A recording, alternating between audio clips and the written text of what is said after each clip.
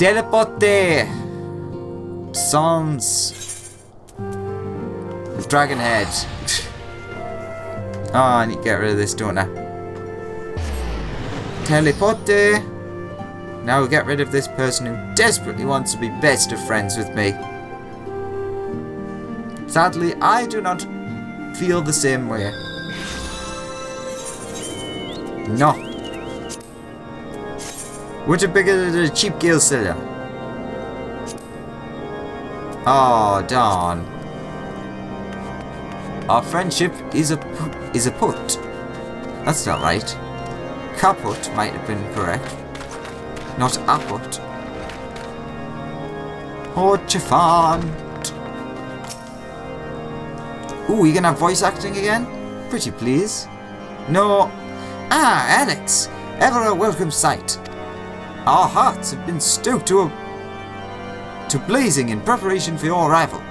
It would not do for such a distinguished personage to catch cold while enjoying our hospitality. The gesture is much appreciated. I fear I shall ever struggle in cold climates. Ah, good Master Alphino, an honour as always. Likewise, Lord Horchifant.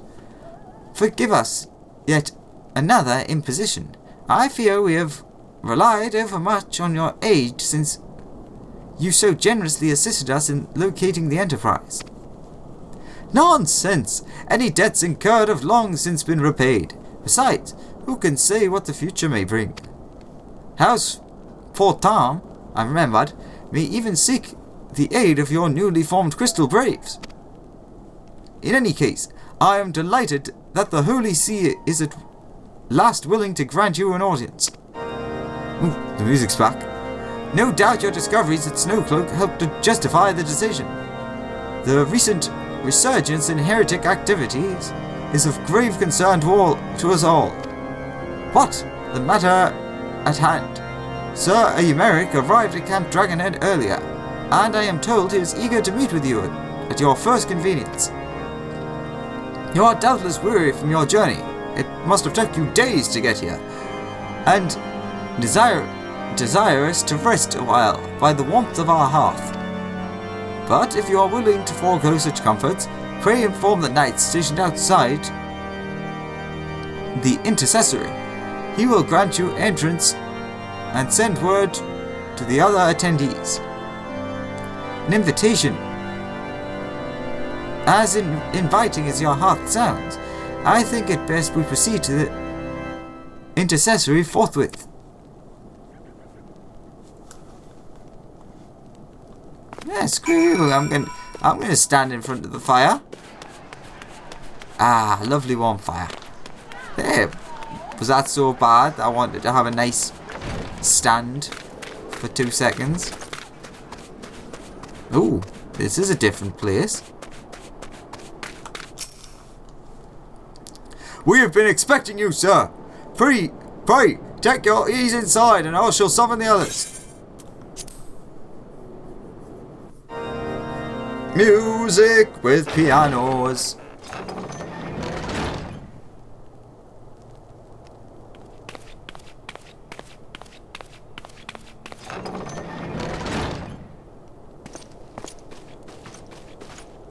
Where should I sit? Do I get the top Have faith, my friend. You need only state your case with confidence and clarity. Voice acting, though.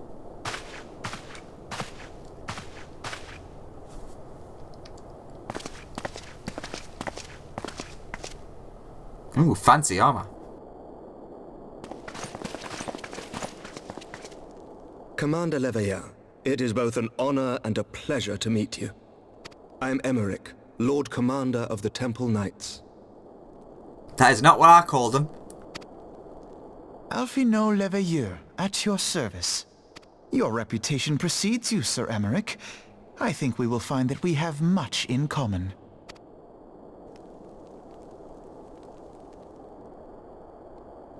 Speaking of reputations, yours towers over us all.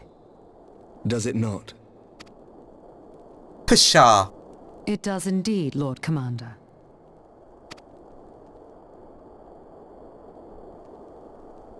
I am not too proud to admit that I have followed your activities with an interest bordering on fascination. Full glad was I to learn that you would be joining us. I have a fan. Now then, shall we begin?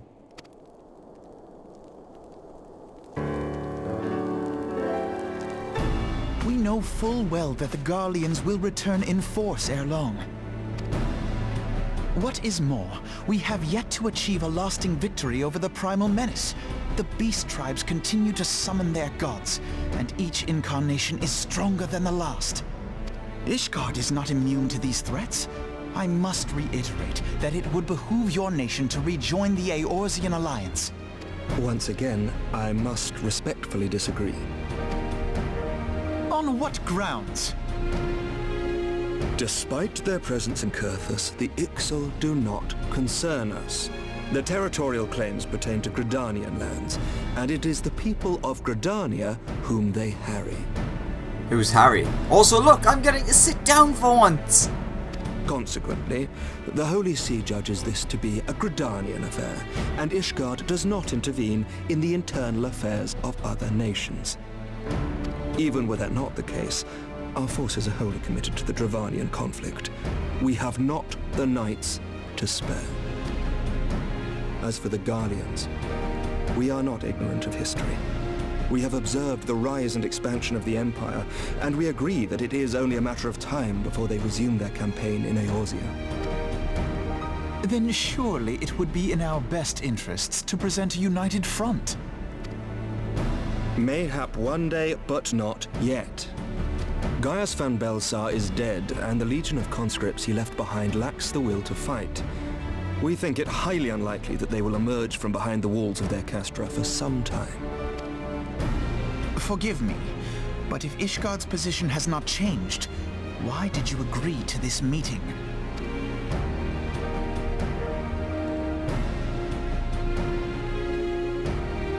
It was not only as a representative of Ishgard that I came here. Pardon? It is not within my power to change Ishgardian policy, regardless of my personal feelings. There is, however, one area in which I may exert a measure of influence. Concerns have been raised over the supplies House Fortin has offered to Revenant's Toll. These have led to calls for restrictions on the provision of aid to foreign powers. I can ensure that the shipments continue unabated. Sir Emmerich, we would be in your debt. No, you would not, for I require something in exchange.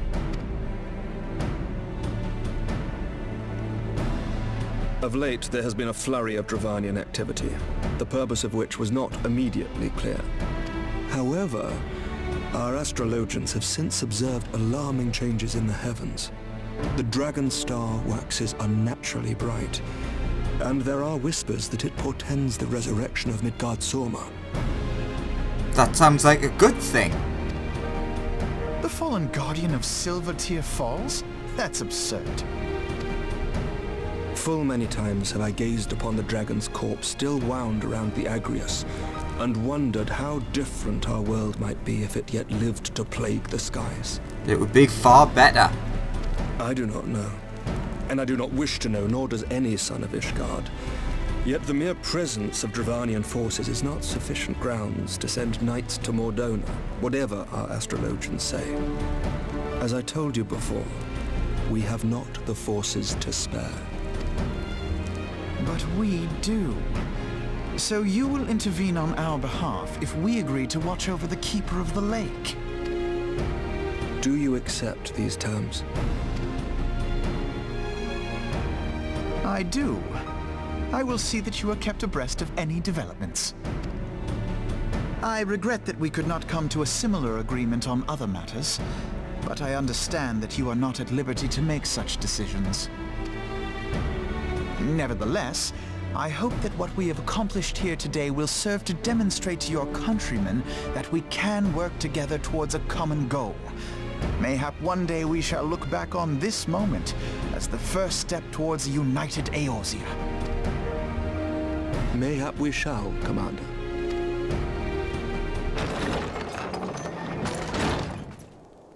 What is the meaning of this? The caravan, my lord. It's been attacked. It was Iceheart, my lord. What? By the Fury! All our precautions were for naught?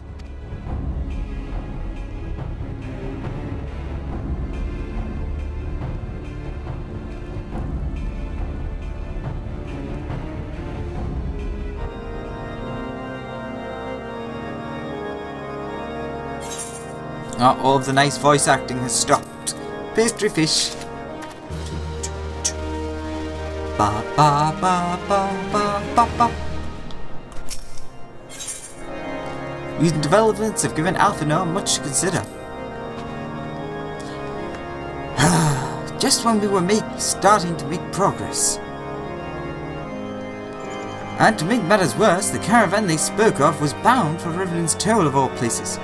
Honestly, were I so inclined, I should think the gods were conspiring against us. Happily, however, I am not. I would know more of this attack. Let us speak with Lord Horchefart and find out what he has learned. Teleport. The intercession of saints. What have you found out, my lord?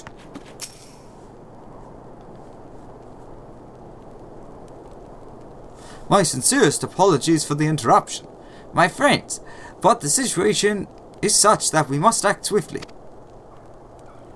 If you would be so kind as to elaborate. Iceheart's heretics fell upon the caravan bound for Revenant's Toll, as it was passing through Boulder Downs. 'Twas an ambush, swift and ruthless. In an instant, every knight was slain, every crate seized. Then, as quickly as they had appeared, they were gone.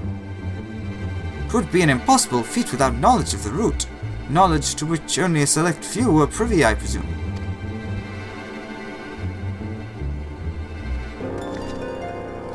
Quite. We can pursue the avenue of inquiry in due course. It seems to me that examining the scene of the ambush should be our first concern. The trail is yet warm. We must act swiftly, as Lord Horchefart said, lest crucial evidence be lost.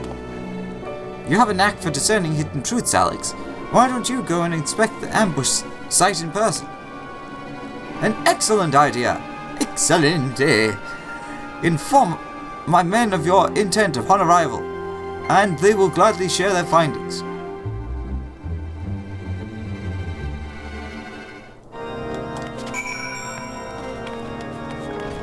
So where am I going? Boulder Down is, oh god, all the way down there. We weren't kidding about it being Boulder Down. Aha! Yeah, because it's down. So, yeah, that makes sense. Not too far from the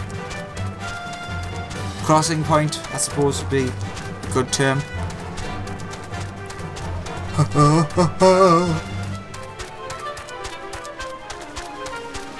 Oh god. Why isn't this the back and forth mission? The other one that was called back and forth didn't have that much back and forth. Unless... okay, never mind. Unless you're referring in the more metaphorical term. Which is quite a possibility. Ugh. Today was one of those really not so great days for getting this all recorded and done. Let's I've got time while I'm running. Let's see what happened. One of my hard drives ceased to work. A big hard drive that had footage on it. I managed to get it partially working at the minute after about an hour of yelling at it. What else was there? Well, we've got a lot to do, and time is running out. Basically, well, yeah, that's another thing I talk about, but I'll talk about that on the next gap of running. Basically, I think it's 9 AM that the game is turned off. Joke, haha, what game, anyways. So we have from now till, I don't know, I was about to say 4, till 9 AM. That should be fun. Spend the next 12 probably hours just constant. It's probably more than 12 hours, but anyways. Oh, move along, adventurer. There's nothing for... Huh? Lord Horchefant bid you speak with us? Then you must be... Oh, beg your pardon, Sion. As you can see, they left nary a crate behind. Took the wagon for good measure, even. Oh, thing's a bit odd, if you ask me. Would have been easier to just steal it. Though damn sight harder to conceal it, I'll allow. Reckon they came prepared. Probably with a wagon of their own hidden away off. Ah, but pray no heed to my ramblings. Absent of proof, 'tis naught but speculation. Might be as the squire receiving care at the observatorium could tell you something more factual. That is, if he's awake. Unlike myself, he was there during the attack. Not that his presence mattered much. Observatorium is... Obadanda? Oh, that one, I know what that is. Well, as we're on the way back there, I can tell you the other thing. The other thing is that today, the patch notes for Heavensward were released. And who doggy was there a lot of stuff. A lot of very interesting stuff. Including some of the summoner skills, which I'm very excited about. If not a little... Not suspicious, but... Apprehensive? It's a word that sounds like that if that's not right. Oh, I'm going towards the exit and I shouldn't be. But basically the powers really seem to revolve around Bahamut. And I have yet to clear, as you can very clearly see from not having put it out, I have not cleared the Binding Coil of Bahamut yet. Still stuck at turn 9 as of right now. And I'm not going to put out the footage till I've finished all of it. So, the way that the summoner works is that you bathe in the ether of a fallen primal, which leads to you being able to summon their power. But how does it work for Bahamut then?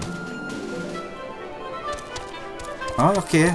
I was guessing since they said the spire it was that. No, not so much. I'd be very intrigued to see how it all works. Maybe downstairs looks like upstairs.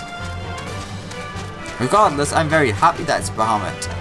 Because from what I have learned, I'm very much sympathetic with him. Again, siding with the dragons over the humans.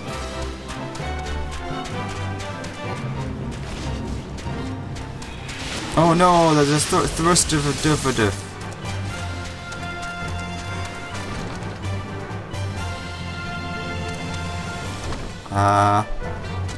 I'm so confused by this. Oh right, it was the second building, it's upstairs in the second building. Ah, hello. You've come to ask me about the attack, haven't you? We came up upon them before the entrance to the Hall of the Seven Echoes. Pilgrims we marked them as, lost and ill-equipped for the journey further north. Our leader called out to them, and one stepped forward to answer. Slowly she approached, her silver hair flowing in the wind like melting snow. Just a young girl, I thought. Some poor lost lamb in search of salvation. Our leader must have thought the same, else why would he let her draw so close? They exchanged some words I couldn't hear, and she leaned forward as if to kiss his cheek. And then he sighed and crumpled to the ground. I don't know what had happened till I saw the snow turn red. And then there was red everywhere I looked. I tried to fight, but took a blow to the head, and by the time I came to, the others were dead, and the heretics were unloading the wagon. I couldn't, they would have killed me, so I just lay still and listened. I saw its people spoke of deliverance and resurrection, and they spoke of Shiva. Yay! Let's back up here. Yeah, let's just teleport. So, that's where the dreams of ice come in. All the crystals come in.